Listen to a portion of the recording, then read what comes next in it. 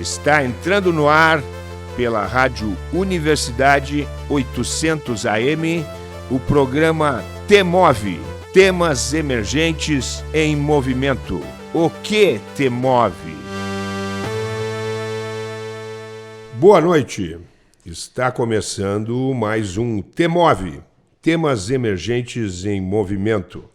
Boa noite. Eu sou a Maria Aparecida Azolim, pedagoga da Coordenadoria de Tecnologia Educacional, e junto com o professor Clayton Hillig apresentaremos o programa de hoje, aqui nos estúdios da Rádio Universidade 800 AM.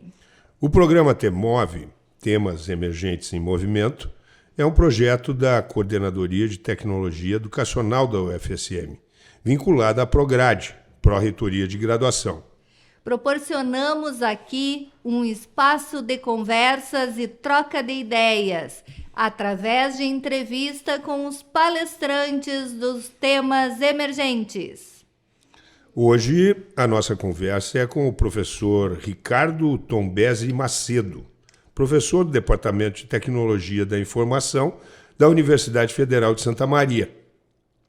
O professor Ricardo Tombesi é doutor em Ciência da Computação pela Universidade Federal do Paraná, mestre em Engenharia da Produção pela UFSM e bacharel em Ciência da Computação pela Universidade de Cruz Alta. Participou do programa de doutorado sanduíche no exterior na Universidade de La Rochelle, na França. Seus interesses de pesquisa consistem em inovações para conectividade em redes de computadores. Seja muito bem-vindo, professor Ricardo. Muito obrigado, eu agradeço pela oportunidade e, ao mesmo tempo, também saúdo os nossos ouvintes. Muito boa tarde, professor Ricardo, seja muito bem-vindo. E nós temos uma pergunta inicial de todos os programas, que dá o título ao nosso programa. Então, professor Ricardo, o que te move? Essa é uma ótima pergunta, né? Eu acredito, assim, um dos pontos que mais movem qualquer um dos pesquisadores, né, é a curiosidade. Então, todo mundo que estuda e que se concentra em uma área de pesquisa, eu acho que a curiosidade vem a ser um ponto inicial, né? E no meu caso, eu já tive muitas curiosidades aí durante as minhas pesquisas, e ultimamente eu estou muito interessado sobre as tecnologias voltadas para o ensino, principalmente no que diz respeito ao metaverso, então, que é o tema da nossa conversa hoje, né? E que também, assim, é um assunto inovador. Poucas pessoas têm um conhecimento a partir até mesmo do que é a definição, e, inclusive, alguns mal entendidos, né? Algumas pessoas acreditam que o metaverso já está aí, outras dizem que não, que é uma coisa que está por vir, né? E se pensa muito hoje em qual o impacto que esse conceito, quando traduzido, né, nas nossas vidas, o que de fato ele vai impactar, sobretudo na área da educação. Então, de uma maneira bem sucinta, né, a minha maior motivação do que me move aí hoje, eu posso dizer que é a curiosidade voltada ao metaverso. Professor Ricardo, sempre no início do programa a gente faz uma apresentação da formação acadêmica, da identidade socioprofissional dos nossos convidados. Mas é uma curiosidade muito grande a gente saber quem é o Ricardo. Certo, ótimo. Essa pergunta eu acho que ela pode ser até meio filosófica, né? A definição de todos nós, né? Olha, eu posso dizer assim, como um profissional, né, no aspecto profissional, como da área da ciência da computação, eu acredito que o Ricardo ele é uma pessoa muito sistemática, né? Eu posso me traduzir dessa forma, porque os profissionais da área da ciência da computação, nós trabalhamos muito com a lógica, porque a programação de computadores, que é uma das habilidades mais cobiçadas ali, mais importantes, né, para a nossa área, ela vem a ser muito sistemática, porque através da lógica é que a gente descreve os programas, é o alinhamento, né, das instruções de uma maneira alinhada e também sequencial, muitas vezes, né, é que vai determinar a forma como a gente cria os programas. Então, devido a essa característica aí que a gente emprega muito, né, na nossa profissão, eu posso me descrever como uma pessoa muito sistemática, que gosta de organizar tudo, de ter uma ordem, de saber exatamente quais os passos que eu tenho que seguir durante a minha rotina diária, durante as minhas aulas, durante as minhas interações, né? E então acho que de uma maneira muito, muito pontual aí posso me descrever como uma pessoa sistemática. Que legal. Professor, conte um pouquinho para nós da tua trajetória como professor. Boa pergunta. Então, a minha trajetória como professor, eu venho daquele tipo de profissional que estudou o máximo que pôde, né, antes de ter uma profissão propriamente dita, né, assim, mais de longa data, né. Então, eu comecei a minha trajetória como um aluno de graduação do curso de Ciência da Computação, né, em Cruz Alta. Então, eu tive a oportunidade de ser bolsista do ProUni lá no início, né, na primeira turma do ProUni, quando ninguém sabia ao certo o que era, que muitos pensavam que ia ser um golpe, alguma coisa assim, né, que as pessoas se inscreviam, não sabiam se de fato funcionaria ou não, né. Então, eu comecei na área assim como alguém que não tinha tinha um mínimo do conhecimento da área. Então, eu comecei, né, a estudar, me esforçar, a aprender toda essa parte. Na sequência, eu comecei a admirar muito os meus professores, né, alguns hoje são até meus colegas, e eu comecei a ver que a docência, ela parecia ser muito interessante, muito gratificante, né, o ensinar para as pessoas, o estar nessa posição, parecia muito, muito legal, assim, e aí comecei a me despertar, né, para essa área. Então, depois que eu terminei a graduação, quando estava quase terminando a graduação, na verdade, eu tive uma oportunidade de ser professor de uma escola técnica. Aí eu comecei a dar aula, né? Foi uma experiência muito legal, porque era a primeira turma de um curso técnico, né? E reuniu já profissionais da área. Então todo mundo tinha medo de dar aula para eles. Porque eles diziam assim, nossa, quem é que vai dar aula para essa turma? Eles já são profissionais, eles já trabalham na área, precisa estar muito seguro para dar aula para eles, né? E eu encarei, né? Olha, eu já estou gostando desse negócio, vou tentar.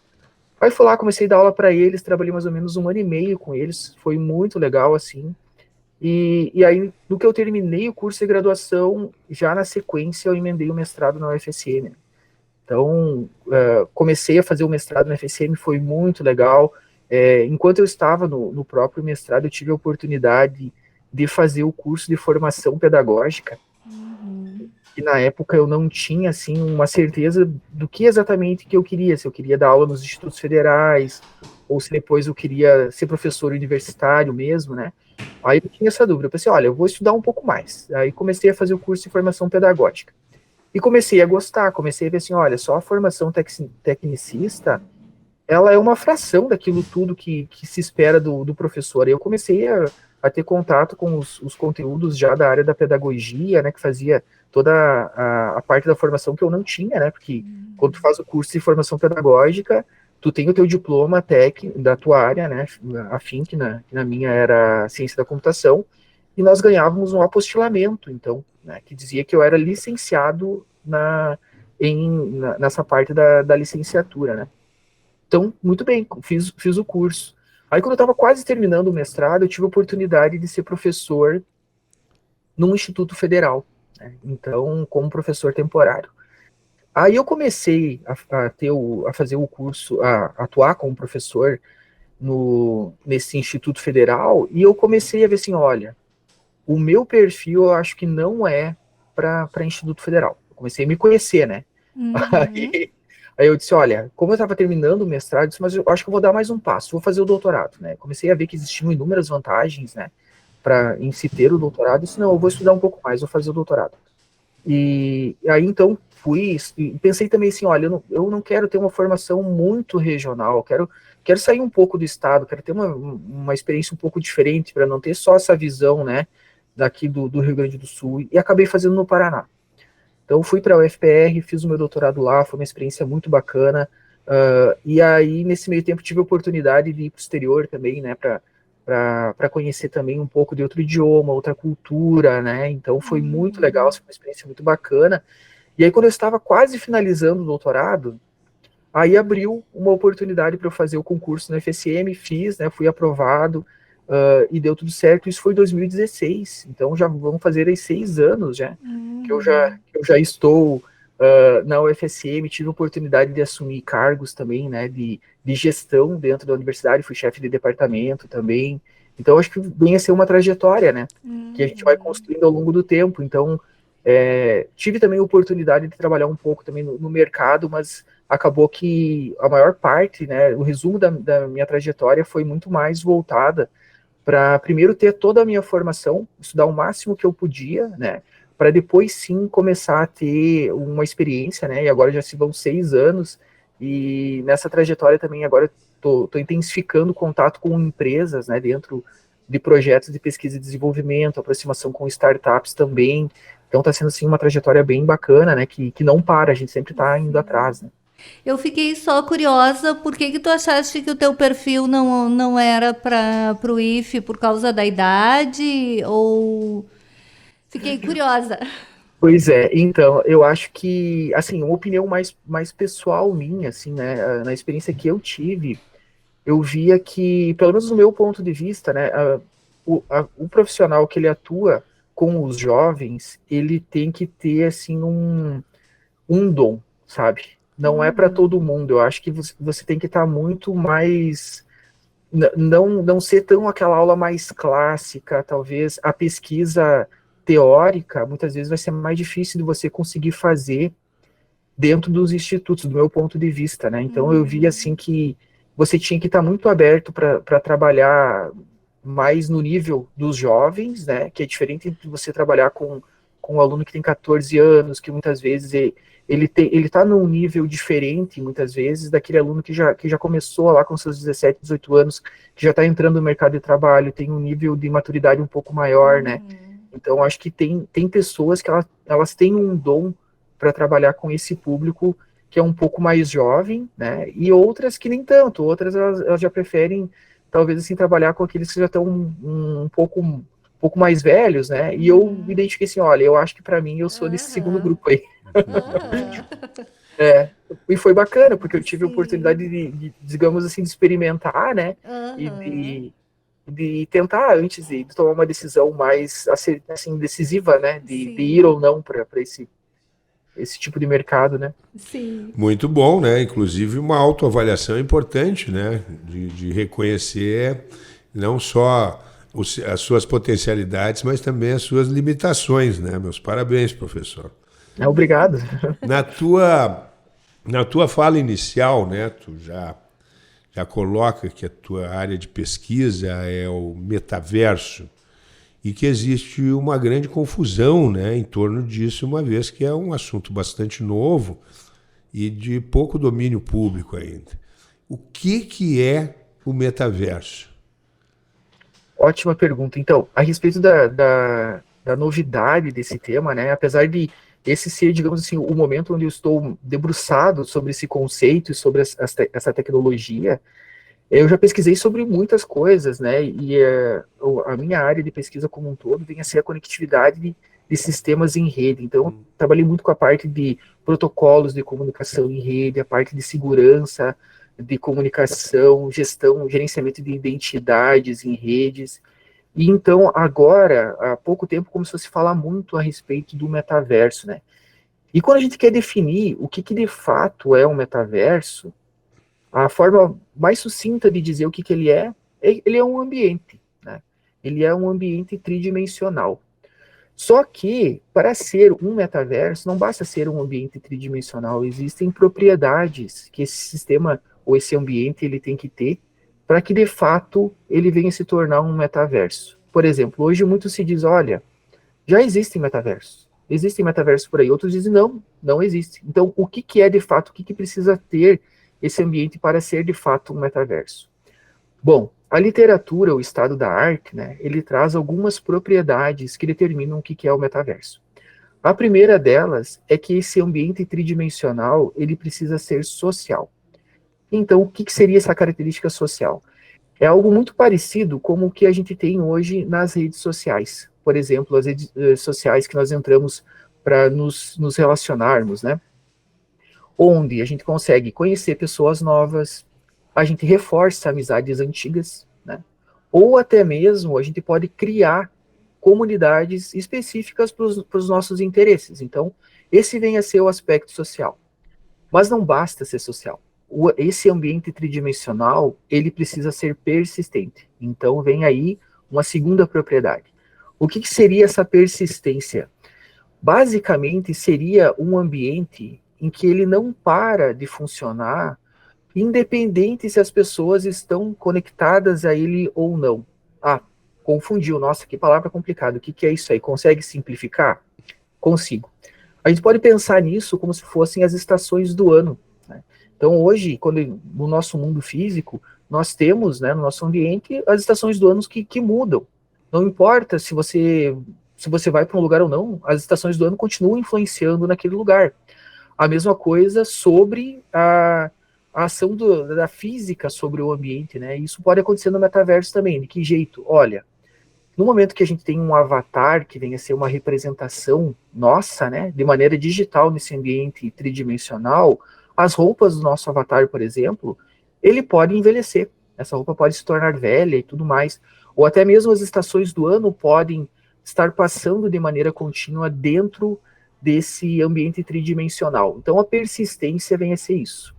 Além de social e persistente, o metaverso ele tem que ser escalável. A escalabilidade, a gente pode definir ela em termos diversos, como, por exemplo, em termos de número de usuários, quantidade de mundos ou de ambientes que existem nesse ambiente tridimensional, e os tipos de experiência. Então, quando a gente fala em número de usuários, significa que o metaverso ele tem que ser capaz de comportar todas as pessoas do mundo. Por quê? Porque a própria definição da palavra metaverso, ela é uma composição por aglutinação, a gente pode dizer, né, que nós temos aí um sufixo meta, que vem a ser aquilo, por definição, aquilo que está por vir, né, e verso, que vem do universo. Então, a gente pode dizer que o metaverso, ele também é um universo que está por vir, ou a próxima versão do universo. Então, quando eu falo de quantidade de pessoas, eu já estou prevendo que esse ambiente tridimensional ele tem que comportar todas as pessoas que queiram entrar nele, ou seja, ele tem que ser escalável em número de quantidade de usuários. A mesma coisa quando a gente fala em quantidade de mundos, mas o que seria esse mundo? Bom, um mundo no metaverso, ele vem a ser um ambiente onde as pessoas podem se conectar e realizar alguma atividade. Por exemplo, a própria Universidade Federal de Santa Maria, ela pode estar dentro de um mundo do metaverso. Nesse mundo aí, ele pode ter diferentes tipos de configurações, né? Diferentes espaços reservados. Pode-se ter um espaço para ensinar computação, pode-se ter um espaço para ensinar arquitetura, pode-se ter um espaço para realizar as atividades administrativas como um todo e comportar todos os cursos da universidade também, né? E aí entra também os tipos de experiência. Assim como você pode ter um espaço que vai ser voltado para o ensino, muitas vezes só dentro do ensino você pode repensar diferentes tipos de experiência para proporcionar ou melhorar a qualidade do ensino conforme cada área do conhecimento. Algumas disciplinas, talvez, vão olhar para o metaverso e vão ver uma solução que a gente pode ensinar para os nossos alunos, trazer para ele algo palpável sobre conceitos abstratos. Por exemplo, dentro da área da computação, a gente trabalha com o ensino da computação, da programação. E aí, a parte da programação, às vezes a gente começa a explicar para o nosso aluno, olha, imagina, vamos ensinar um array. O que é um array, um vetor? Ah, ele pensa como uma barrinha de chocolate. Aí tu falou para o aluno barrinha de chocolate, ele já desconcentrou. Né, já ficou pensando no chocolate e esqueceu da aula. Então tá. Então lá no metaverso a gente pode criar esse vetor que venha a ser um encadeamento de blocos, né? A gente pode ter uns blocos onde o aluno segura o bloco, vê o que o conteúdo tem ali dentro, pega com a mão, levanta, joga, puxa para cima, puxa para baixo, né? Um professor pode ver uma experiência como essa dentro do metaverso. Outros, talvez, lá na área de arquitetura, ele já pode ver a possibilidade de ensinar para um aluno as projeções sobre escala, usando um conceito de realidade aumentada, onde o aluno coloca um óculos e ele consegue ver o ambiente dele e projetar determinado objeto, um determinado móvel e posicionar dentro da sala dele. Então, isso são diferentes tipos de experiência onde a criatividade é o que delimita o que a gente consegue ou não fazer, né? Então, essa é uma propriedade de escala, mas não para por aí. O metaverso, ele também é interoperável. Essa também é uma palavra um pouco técnica, assim, né? Mas dá para a gente traduzir ela também. De uma maneira bem simples, a interoperabilidade significa que nós não vamos acessar o metaverso através de um único dispositivo. Ele não vai funcionar somente com um óculos de realidade virtual da marca X. Ele tem que proporcionar tanto que, enquanto as pessoas ainda não têm acesso à utilização dos óculos de realidade virtual, que existam outras formas de acessar. Um exemplo que eu gosto de trazer muito sobre a interoperabilidade, né, para o nosso ouvinte, é o próprio site da Universidade Federal de Santa Maria. Não importa se nós estamos usando um smartphone, se eu estou usando um tablet, se eu estou usando um computador, se o meu computador é da marca X ou da marca Y. Todos, a partir desses dispositivos, independente de qual for, eu consigo acessar o site da Universidade Federal de Santa Maria. Então, o metaverso vai ter essa propriedade também. Não importa qual o dispositivo que eu vou estar usando, mas eu vou conseguir acessar ele. Além disso, o metaverso também vai ser centrado no usuário. Isso quer dizer que cada um de nós, entrando no metaverso, nós teremos a capacidade de criar os nossos ambientes e que também nós teremos um senso de propriedade desses ambientes, eliminando principalmente até mesmo limitações físicas, né? Além disso, o metaverso também é conectado ao mundo físico, e essa é uma propriedade muito interessante quando a gente fala dos jogos digitais, por exemplo. Então, se é ambiente tridimensional, os jogos já têm, então quer dizer que um jogo é um metaverso? Não necessariamente. Além de ter que cumprir todas as propriedades que a gente já falou até aqui, ele tem que ser conectado com o mundo físico. Então, por exemplo, no momento que eu estou dentro do metaverso, eu vou poder comprar algo dentro do metaverso e vou receber isso na minha casa. Mas isso parece uma realidade muito distante, professor Ricardo. Será que isso vai acontecer mesmo? Aí eu digo, será que já não está acontecendo hoje, só que de uma maneira um pouco diferente? Porque hoje nós entramos numa loja virtual através do navegador web e nós compramos os produtos e recebemos a nossa casa. Então, o metaverso, ele vai ter que ter algumas conexões como essa, né, através das quais a gente vai conseguir comprar coisas no metaverso e receber no mundo físico. E o inverso também vai acontecer. Através do mundo real, nós vamos comprar itens digitais e vamos receber no metaverso. Então, vai existir uma sinergia entre esses dois mundos, entre o mundo real e esse metaverso. E, por fim, o metaverso, ele vai ser descentralizado. Ou seja, o metaverso não vai ter um dono, não terá uma empresa que simplesmente poderá dizer, olha, eu controlo o metaverso. Agora o nosso ouvinte pode estar pensando, nossa, professor, agora sim, esse conceito não vai funcionar, né? Não tem nenhum exemplo. Aí eu consigo também trazer um exemplo para o nosso ouvinte. Basta nós pensarmos na internet. Hoje, a internet, ela é descentralizada, ela é tolerante a falhas e ela não tem um único dono. Por exemplo, se um determinado enlace ele para de funcionar, a forma como a internet é projetada, ela é redundante para que outro enlace seja habilitado e a interconexão da rede no seu núcleo, ela não para de funcionar. Então, dessa mesma forma, o metaverso funcionará. Não dependerá apenas de uma empresa, mas sim dependerá de um conjunto coletivo de diversas empresas que estabelecerão padrões e que nenhuma delas será detentora da propriedade do metaverso. Professor, eu fiquei com algumas dúvidas, mas antes eu quero dizer que as minhas dúvidas, assim, a questão tecnológica para mim é uma grande dificuldade. Eu acredito que muitos ouvintes também se identificam. Eu sou uma pessoa que me assusto com uma planilha do Excel, só para te situar quem eu sou. Claro. Então, eu tenho uma dificuldade muito grande de entender o metaverso.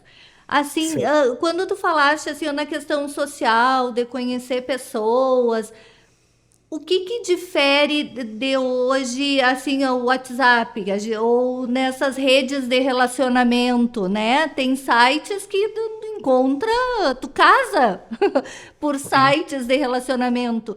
A diferença é porque vai ser em 3D. Eu não conseguia assim entender. O metaverso é porque é uma realidade o que vai ser em 3D. E ali quando tu falaste da roupa envelhecer, eu lembrei dos Tamaguchi. Lembra aquele bichinho que a gente dava Exato. comida e o bichinho morria se a gente não cuidava? Exato. Vamos lá, então eu vou tentar traduzir de uma maneira mais simples e fique bem à vontade, tá? Se caso eu precisar dar alguma informação complementar, não tem problema nenhum.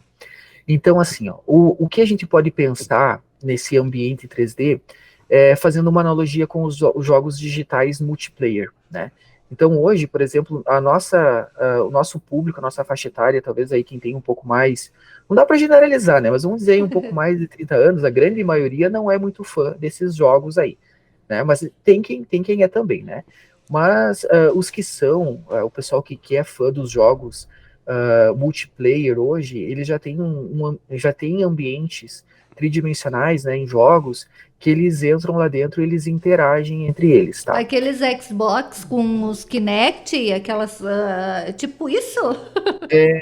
Às vezes não necessariamente com o Kinect, porque o Kinect não necessariamente ele é multiplayer. Alguns jogos até são, né? Mas eles não proporcionam uma imersão tão grande quanto com um óculos de realidade virtual, por exemplo, tá? Por quê? Porque quando você usa um óculos de realidade virtual, aí você tem tantos as imagens, né, que elas são projetadas para você como se você não estivesse mais no seu ambiente físico, tá? E sim como o teu cérebro ele começa a entender que aquele ambiente tridimensional que foi modelado por alguém, né, ele é a realidade. Por quê? Porque além de ser a parte visual, você tem a parte auditiva também, que vai simular tanto o barulho do ambiente como a comunicação por voz. Então você coloca um óculos de realidade virtual, dá para fazer uma analogia que você é teletransportada, por exemplo, para aquele outro ambiente. E aí uma outra pessoa que entra lá dentro, ela vai entrar usando uma representação de um avatar, tá? Então quando você interage com ela lá dentro, você vai rever a pessoa como uma representação de um avatar. Ela vai escolher quais propriedades o avatar dela vai ter, o tamanho, a altura, se é mais forte, se é mais magro. Então ela configura todas essas propriedades e você conversa por voz com ela. Então já começam várias diferenças aí com a forma como acontece com o WhatsApp hoje. Por exemplo, usando a nossa tecnologia tradicional, a gente tem o 2D, né, bem como você trouxe, o metaverso vai ser 3D, vai ser 3D, mas ao mesmo tempo a gente vai entrar dentro desses ambientes, que é diferente como acontece com um jogo hoje tradicionalmente, né, onde a gente tem a tela, por exemplo, da televisão, e é como se você olhasse para dentro do jogo a partir de uma janela, né? A gente diz que com um óculos de realidade virtual, você dá um passo para dentro dessa janela. Então, quando você está lá dentro, você olha ao seu redor e você está, de fato, dentro do ambiente, né? Então, traduzindo de uma maneira simples, o que se espera do metaverso é isso. Mas aí pode ter surgido uma pergunta assim, nossa, professor, mas eu já ouvi falar que esses óculos, eles são um pouco caros. Será que eles vão popularizar a ponto de que todo mundo tenha um óculos desse, talvez, e que consiga fazer essas interações? Aí, respondendo já de uma maneira retórica, né, a gente pode lembrar um pouco sobre o que aconteceu com os computadores, né, e também aconteceu com os smartphones. Então, quando a gente lembra dos primeiros telefones celulares, para quem vai lembrar aí, né, nós tínhamos os tijolar que nós chamávamos, né? As câmeras digitais, né, hoje todo mundo tem câmeras acopladas a seus smartphones, né? Era uma coisa quase inacessível, né? Antes tinha que mandar, revelar, esperar. Não, e as primeiras câmeras fotográficas digitais, né? Professor, a conversa eu estou cheio de dúvidas. Eu tenho 300 perguntas para fazer, mas nós temos que fazer um breve intervalo, né? Voltamos rapidamente.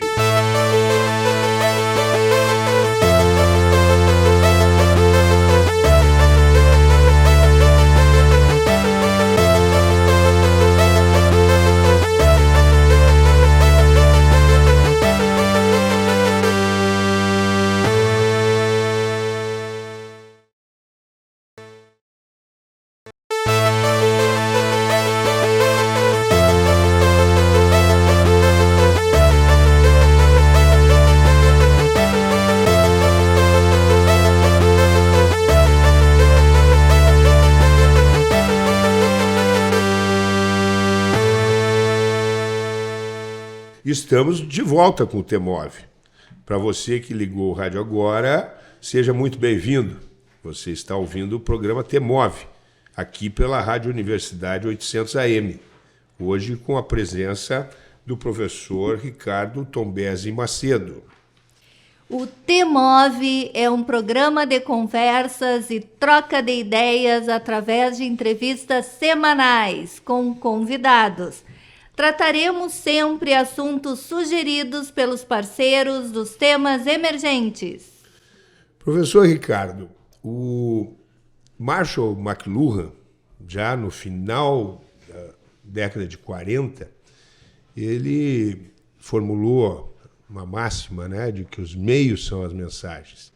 O que ele queria dizer com isso é que os meios de comunicação, muito mais do que transmitir informações, eles mudam os nossos modos de vida. A gente passa a viver de outra maneira conforme a gente vai se adaptando a esses meios, né? Hoje a gente come com iFood, né? Antes a gente tinha que sair buscar, era por telefone, a gente muda completamente a nossa forma de se alimentar. Quais são as possibilidades do metaverso mudar a nossa vida? Ótima pergunta. Então, o que se espera, né, com o metaverso, ele vem assim a romper ainda mais as barreiras, né, do que tudo que os espaços físicos nos trazem hoje, né? Hoje a gente já diz que a Terra é plana. Hoje, por exemplo, já é uma realidade que a gente pode trabalhar, por exemplo, no exterior e morar no Brasil, não tem problema nenhum. Os meus alunos, muitos já trabalham para empresas de outros estados e residem aqui no campus na cidade de Frederico Westphalen, onde tem o campus da Universidade Federal de Santa Maria, né? Então, o metaverso, ele vai achatar ainda mais o mundo, mas de que forma? Então, por exemplo, hoje, o teletrabalho, o próprio ensino remoto, ele tem algumas limitações. Como, por exemplo, no ensino remoto, a gente tem um baixo engajamento dos alunos. Muitas vezes eles entram no ensino remoto e eles não conseguem se sentir como pertencentes ali dentro. Eles têm um pouco de dificuldade em estabelecer uma comunicação com os professores e com os tutores, por exemplo, também, bem como com os seus colegas. Então, com o metaverso, os encontros síncronos que a gente fala, que são aqueles momentos em que tanto os professores como os tutores e os alunos, eles estão no mesmo tempo e espaço, né, para realizar uma atividade de ensino, eles vão ser totalmente reestruturados. Por exemplo, né, a gente pode lembrar um pouco aí do tempo onde todos nós, professores, fomos forçados, né, a nos adaptarmos ao ensino remoto, onde, primeiramente, os professores eles ficavam chateados porque os alunos não interagiam durante as suas aulas síncronas, né, através das videoconferências, o que era muito diferente do ensino presencial, onde acontecia justamente o contrário, né, em que nós, professores, quando ouvíamos alguma interação dos alunos, a gente dizia, pessoal, fiquem quietinhos que agora o professor vai falar. Né? Então, foi uma forma de se pensar. Então, através do metaverso, por exemplo, nessa parte do ensino, tanto o professor quanto o aluno, eles vão poder entrar dentro dos seus ambientes, que vão ser planejados para as suas realidades de ensino, e ali dentro eles vão poder interagir. Além disso, tanto as compras que nós realizamos hoje através da web, que a gente chama, né, no linguajar um pouco mais técnico, da web 2.0, que é a realidade que a gente vive hoje, né, onde nós acessamos os navegadores através de interfaces 2D, todas essas interfaces vão sofrer uma adaptação para o 3D. Então, a partir de agora, a partir do lançamento do metaverso, da consolidação desse conceito, nós não precisaremos mais sair de casa para trabalhar. Todos nós poderemos colocar um óculos de realidade virtual e ser, podemos dizer assim, teletransportados para um ambiente onde poderemos interagir com os nossos colegas de trabalho e também para realizar as nossas tarefas cotidianas, né? Então, assim, espera-se inúmeras revoluções. Cada pessoa, conforme a sua área do conhecimento, quando olha para o conceito do metaverso, ela redescobre todas as atividades que ela foi pensar até agora. Então, assim, eu acredito que esse é um dos próximos passos da evolução tecnológica, dos mais significativos que a gente vai vivenciar, porque é muito além de tudo o que uma pessoa, a partir de um uma perspectiva ela pode transformar todas as áreas do conhecimento e todas os tipos de trabalho, eles poderão ser reinventados a partir desse conceito. Uhum. Professor, o senhor colocou a questão de que os óculos, essa tecnologia, ela pode ser popularizada como o celular foi. Mas assim, ó, eu fico pensando na questão da educação básica, né? Que a gente vive num país onde tem escolas que não tem banheiro, né? Sem falar em escolas que não possuem biblioteca, né? Então, existe a possibilidade dessa tecnologia chegar na educação básica, falando em escola pública, né? De estado, município. Ah, e como ela pode, assim, contribuir de forma prática, né, para o processo de ensino-aprendizagem dessa escola lá na vila, né, que os alunos são carentes, que não têm muito acesso à tecnologia.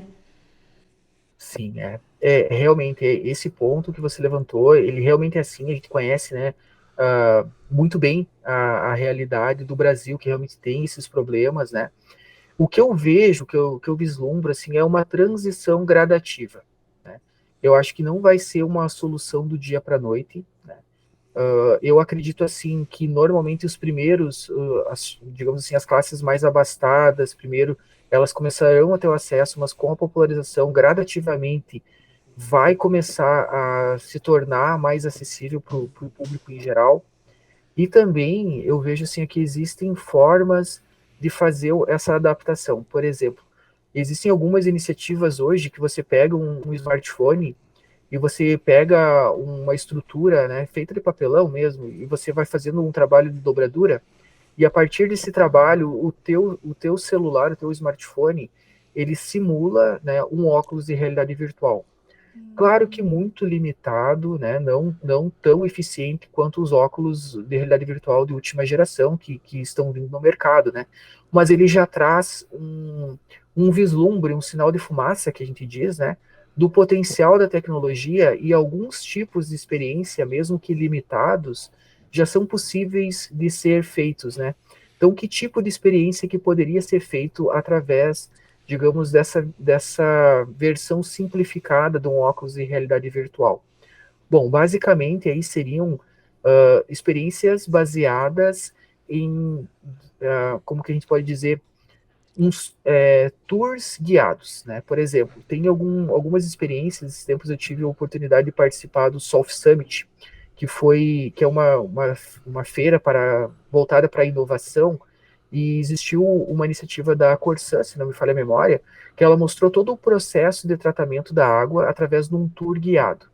Então, ele criou, usando óculos de realidade virtual, né, mostrando que a partir do rio, né, existia um processo todo sistematizado que a Corsa fazia, e através do óculos de realidade virtual, era como se a pessoa que estava tendo experiência, ela entrasse em uma nave, né, e através dessa nave foi feita uma filmagem usando o drone, onde ele passava por todos os pontos de tratamento da água. Então, a experiência que você proporcionava para a pessoa que estava usando óculos era que você estava viajando, né, por toda essa infraestrutura. Em um determinado momento, ele simulava a entrada dentro de um cano, né, e aí a partir desse ponto não era mais a filmagem do drone, e sim era uma modelagem tridimensional, onde eles traziam aspectos mais detalhados sobre o tratamento da água, por exemplo, em nível molecular e coisas desse tipo. Então, uma experiência como essa, de um tour guiado, é uma experiência, digamos assim, que dá para se fazer com um baixo custo e com dispositivos que seriam o smartphone, o que hoje já é popular. A gente entende que existem muitas pessoas que ainda não têm, né? Mas, às vezes, talvez dentro de uma família, talvez seja mais viável de se ter um smartphone por família, acredito eu, né? Talvez em alguns casos não se tenha, mas muitas vezes talvez seja uma coisa um pouco mais viável de se fazer em um primeiro momento, pensando nesse público, e essa adaptação poderia ser uma alternativa, e esse estilo de tour guiado pode ser feito para outras coisas também, como, por exemplo, para se conhecer o corpo humano, né, uma viagem ao corpo humano, conhecer cada um dos órgãos, conhecer o seu funcionamento. Então, esse estilo de atividade pedagógica poderia ser um passo inicial, né? Com o óculos de realidade virtual, mais coisas podem ser feitas, como, por exemplo, com óculos de realidade virtual, nós temos os controles, e a partir dali o usuário ele consegue disparar comandos, né, com os seus controles, com o botão analógico, vários tipos de botões, né, controles, e então se torna um pouco mais intensiva essa experiência. Mas para um primeiro momento, esse tipo de experiência de tour guiado seria um passo inicial, eu acredito. Eu fico pensando aula de história, de geografia.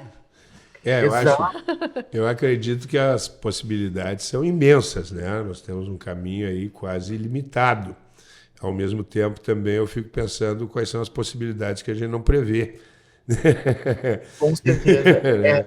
Isso os riscos, né, que tem com relação a esses problemas que a gente tem hoje, por exemplo, com as redes sociais, né?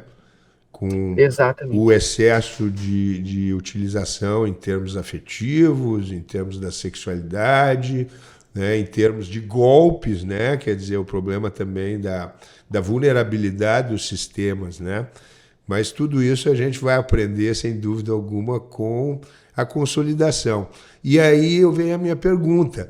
Já existem ambientes que cumprem aqueles requisitos que você colocou? Já existe o metaverso? E qual é a sua possibilidade de consolidação enquanto tecnologia? Perfeito, exatamente. Então, assim, hoje quando se fala do metaverso, né, do meu entendimento, ele não existe ainda, né? Existem iniciativas para se criar um metaverso. Então, por exemplo, no meio universitário, né, pensando na adoção dentro das universidades, a Universidade de Hong Kong, por exemplo, ela já começou a criar um campus dentro do metaverso. Existe esse tipo de iniciativa. Em nível nacional, já se começaram a fazer estudos para conseguir implantar pelo menos iniciativas de metaverso no ensino. Mas hoje, para cumprir todas essas propriedades que a gente elencou, que é o que vem do estado da arte e da literatura, hoje não existe algo que de fato contemple. No nível mais administrativo e empresarial, dá para se dizer que a principal ferramenta que se busca aí nesse meio para se ter um metaverso é a iniciativa, né, da antiga Facebook, que agora passou a se tornar Meta, e inclusive foi a empresa que impulsionou, né, para que todos começassem a olhar para esse termo metaverso, que não foi um termo criado por eles, esse termo foi criado lá em 1992, num livro chamado Snow Crash, do Neil Stephenson, né, que ele criou esse conceito do metaverso, apresentando uma história, quase um romance, onde um entregador de pizza no mundo real, ele colocava o seu óculos de realidade virtual e ia para o metaverso, onde ele era um príncipe guerreiro, né? Então, ele cunhou esse termo muito antes de se começar a utilizar a fibra ótica. Em larga escala, o Neil Stephenson já estava visando esse mundo assim, de possibilidades de interconexão.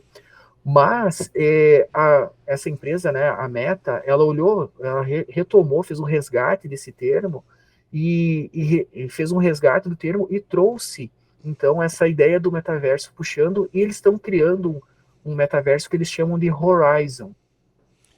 Mas o Horizon hoje, ele está assim, em estágio beta de teste, quase que de maneira exclusiva, nos Estados Unidos, né? E com os próximos passos, eles estão mirando na Europa, na Ásia, e a América Latina está ficando muito para trás. Então, hoje, dentro da UFSM, nós temos uma startup que chama Inverse VR. Essa startup que tem alunos nossos da universidade, né, as nossas pessoas estão incubadas dentro da Agitec, da Pulsar, né, ela está criando um metaverso pensando no público da América Latina e também criando um espaço que possibilita que nós, da Universidade Federal de Santa Maria, nós venhamos a ter o nosso espaço para realizar as nossas atividades lá dentro.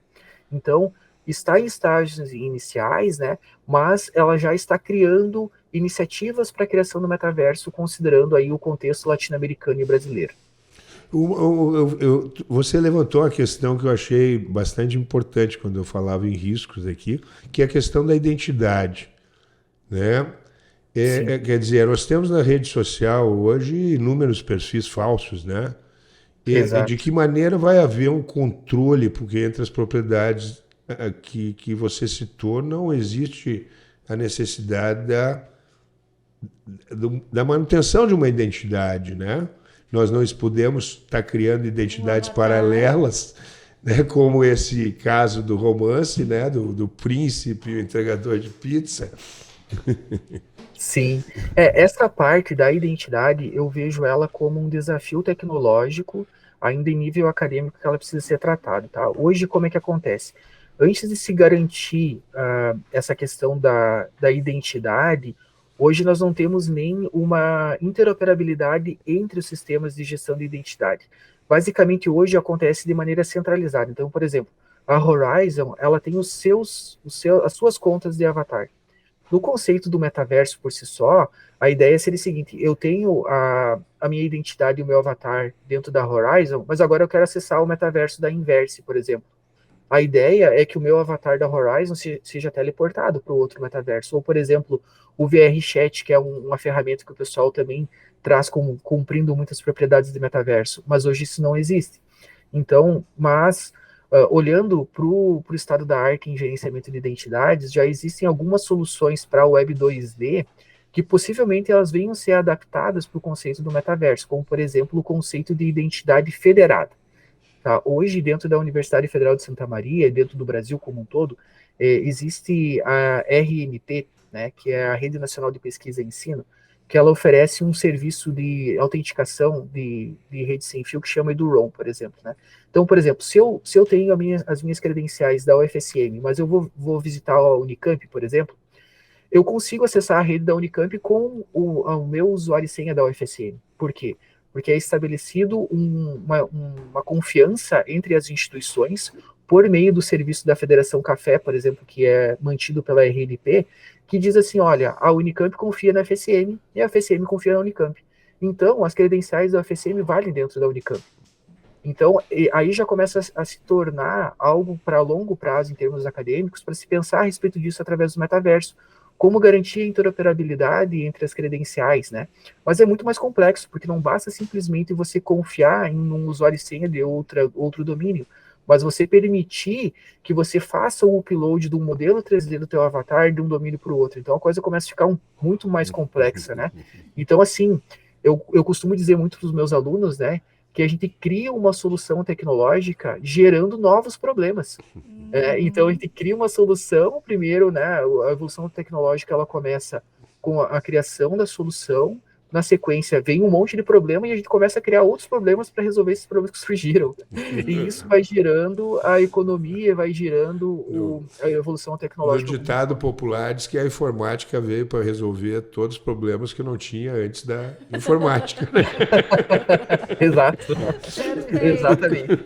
Então é uma luta de gato e rato que eu acho que vai ser eterna, sabe? Mas ela é divertida e faz parte da evolução tecnológica. Sim, e o que que é preciso para que o metaverso se torne assim uma realidade presente na vida de todo mundo?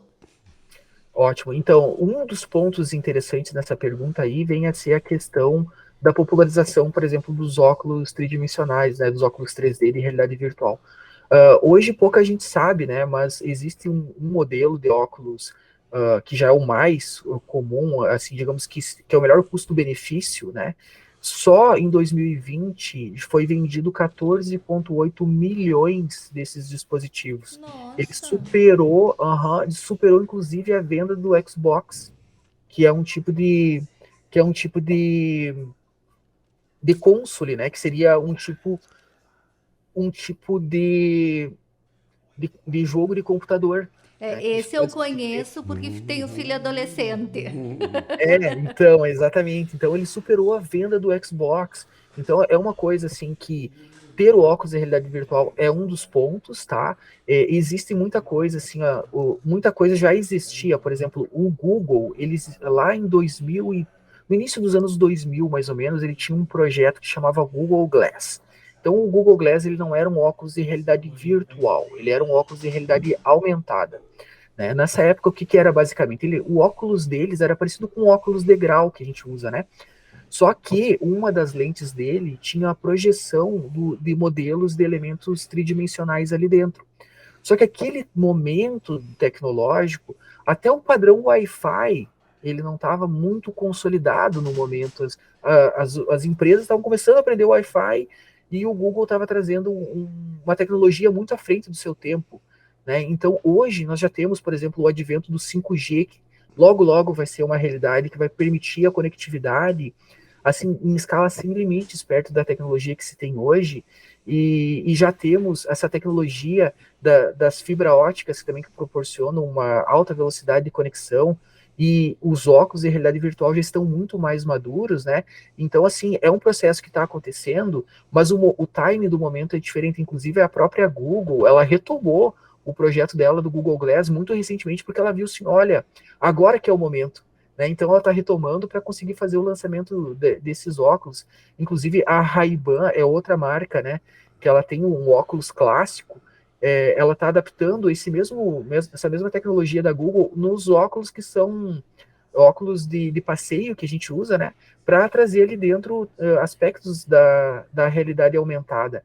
Então, assim, um dos passos que é o mais importante, que é a questão da infraestrutura, da computação em nuvem, do processamento que acontece remoto e não no próprio dispositivo, isso já está muito consolidado. Nós já temos serviço de infraestrutura de computação em nuvem bem maduro. A parte da conexão, né, os enlaces de conexão da fibra ótica, da questão da internet sem fio, isso a gente já tem também e está ficando cada vez melhor. A questão do óculos de realidade virtual, ele já está popularizando, inclusive, assim, tem várias empresas que estão lançando concorrentes, né? A própria Apple está para fazer um lançamento de um óculos daqui uns dias, o óculos da Meta, né? Que é o MetaQuest, que é esse que foi vendido 14,8 milhões, ele está popularizando também, já está lançando uma terceira geração.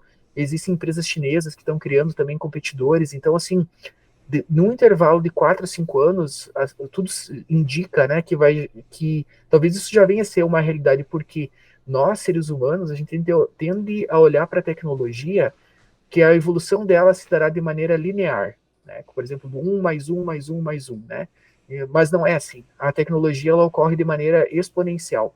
Por exemplo, se a gente olhar há pouco tempo atrás, uma videoconferência era coisa que a gente via lá na família lá dos Jacksons, né? Quem assistiu o desenho dos Jacksons olhava para aquilo com uma realidade futurista, e hoje a gente faz uma chamada de videoconferência.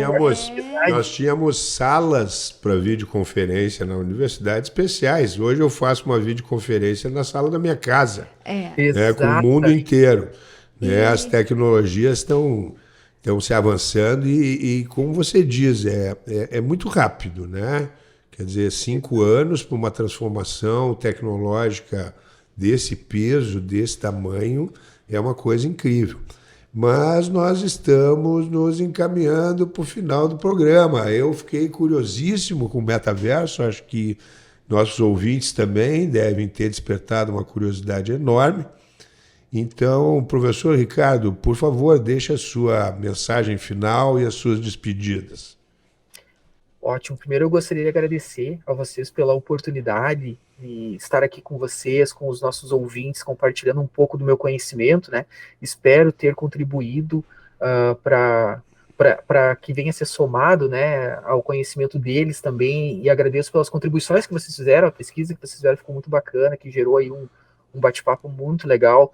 Quem ficou curioso aí, quiser acompanhar toda essa saga que a gente está tendo dentro da universidade para implantar o metaverso através da startup Inverse, pode nos seguir nas redes sociais, né, procurando pelo @inverse.vr no Instagram e nos seguir por lá, e deixo então o meu agradecimento novamente e fico à disposição para uma próxima oportunidade, assim que for necessário.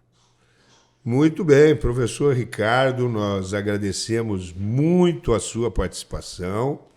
O TEMOV vai ficando por aqui. Eu sou o professor Clayton Hillig e apresentei o programa de hoje juntamente com a pedagoga da Coordenadoria de Tecnologia Educacional, Maria Aparecida Azolim.